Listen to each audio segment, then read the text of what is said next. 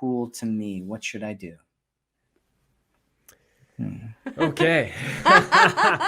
So this is something actually we hear about from a lot of women where they say, and it's not always so much that they keep meeting men that don't know how to respect, but what you'll hear from them a lot is, I keep meeting a man who always wants to do this, or I keep meeting a man that always wants to do that. They start to see these patterns. And the first thing that I would say is that if you keep attracting the same type of man all the time, you kind of need to go inside and look at the patterns that you're doing. Why is it that you're attracting that sort of man all the time? There can be a lot of reasons why.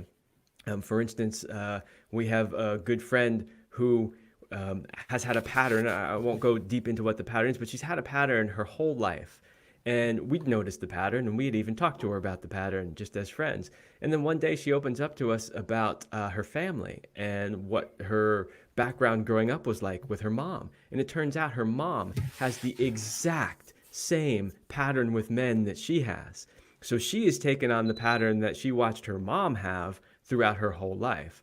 And so if you're seeing a pattern of always attracting the same type of guy, look at the types of things that you're doing and see if that has something to do with it.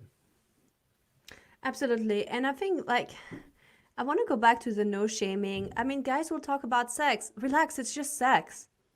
And if you're good at setting boundaries, it's not a biggie. You got to be able to be like, this is what I'm open to, or I'm willing to be intimate, not intimate, but it's just talking about sex. It's like, this is how the world is created. So chill out. It's just sex. Or if you're really super conservative and it's something that's a big deal, then start dating people that are Christian conservative who won't talk about it and won't have sex until they're married. Just choose the right pool of people with the same value than you too. And then I also want to say, like, I want to ask you the question, how do you respect yourself? Like, what do you do? Because if it's all the same men that are mirroring the same thing, is like, I want to turn that question around. And are you respecting yourself? And if not, maybe it's time that you don't go to that bar or start to take this new painting class or go to bed sooner. Like all of these things that mean that you respect and love yourself more, because once you raise your own value and self-love, you will attract different kind of men. Yeah.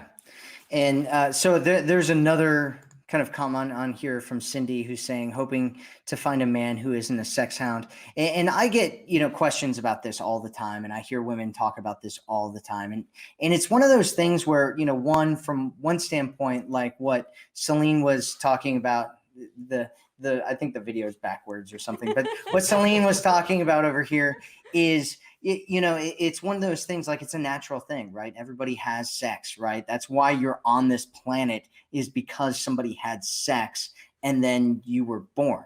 And so it's a natural, normal thing that everybody has. And so it's one of those things. And as a guy, a huge, just so you know, if you don't know this, let me inform you about it. Just so you know, one of the men's biggest frustrations and fears, and I taught in the men's dating industry as well, is that they're going to get put in the friend zone, right? And there are men who, it's like they give their lives to women and then they get put into the friend zone. And it's like this, they spend years thinking they're dating this woman and doing all this stuff with a woman. And then and the woman's like, no, he's just a friend. And then he like tries to make some kind of move. And she's like, it actually just happened to a friend of mine not too long ago who was talking about this guy who is her best friend, and they were hanging out all the time. And then, it had been a couple of years, and all of a sudden he like put his hand on her leg and she was like, what are you doing? Right. And he was like, he kept doing it and she was like, stop it. And he tried to like make some other moves and he was like, don't you know that I love you, type of thing. Right. And she was like, and it's one of those things, right? Like this is what happens with a lot of guys, is they are pursuing women and they get stuck in the friend zone. And so, not to make excuses about anything, right? I'm not here to like justify any kind of men's behavior or any of that kind of stuff. But most guys would rather get rejected, would rather throw the sex thing out there and make sure that you're kind of on a similar page with them around sex, and get rejected and know quicker that it's not happening, then spend days, weeks, hundreds of dollars on meals and driving and all of these different things that might happen with going on dates, only to find out that you're not even really that interested in him. And so it's one of those things like, yeah, what Celine was talking about is having boundaries, right? Having boundaries and respecting yourself, and just putting it up there, right? And one of the ways that I talk about boundaries is talking about what it is that you want, right? Like, yeah, that's I love sex too, and it's something that I'm very interested in, but I need to get to know a guy a lot better first before I'm even comfortable talking about that kind of a thing. How about we just meet up and chat instead of doing this? Or if it's a total turn off, and you're just totally, just completely triggered by it, it's, that's fine too. You don't have to meet up with them. Right.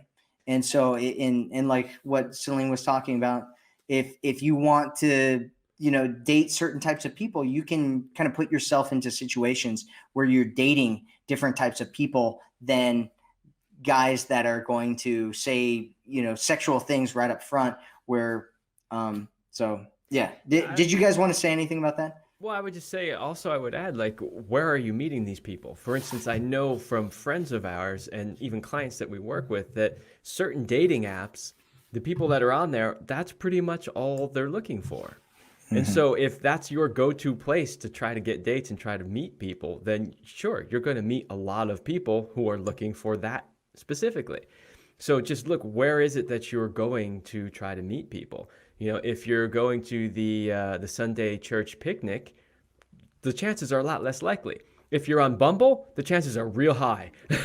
So look at how is it that you're meeting people, because that can influence it as well.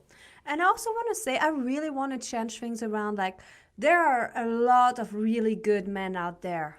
Women need to start to focus on all the good guys. There are a lot of them.